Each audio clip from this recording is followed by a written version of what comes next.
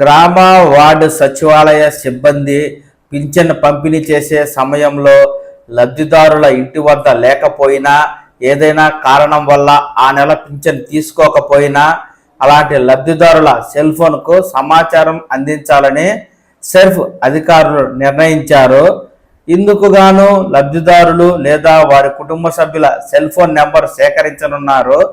ప్రతి నెల 1, 2వ తేదీల్లో గ్రామ వార్డు సచివాలయ సిబ్బంది ద్వారా ఇంటింటికి ప్రభుత్వం పింఛన్లను పంపిణీ చేయిస్తూ ఉంది. పింఛన్ పంపిణీకి సిబ్బంది వెళ్ళినప్పుడు కొన్ని సందర్భాల్లో లబ్ధిదారు ఇంటి వద్ద అందుబాటులో ఉండడం లేదు. ఇలాంటి వారికి మరో వెసులుబాటు కల్పించింది.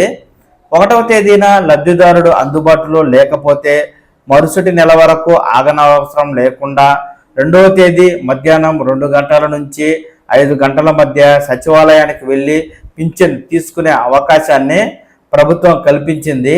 ప్రస్తుతం 1 నెల, 2వ నెల పింఛన్ తీసుకోకపోయినా 3వ నెలలో మొత్తం 3 నెలల పెన్షన్ తీసుకునే సదుపాయాన్ని ప్రభుత్వం కల్పించగా, ప్రతి నెల మీరు పింఛను తీసుకోలేదు అనే మెసేజ్ పంపించడం ద్వారా లబ్ధిదారులను అలర్ట్ చేసి 3వ నెల దాటకుండానే వారు పింఛను తీసుకునే విధంగా వారికి ఈ మేరకు మెసేజ్ని అయితే ప్రతి నెల పంపించనుంది.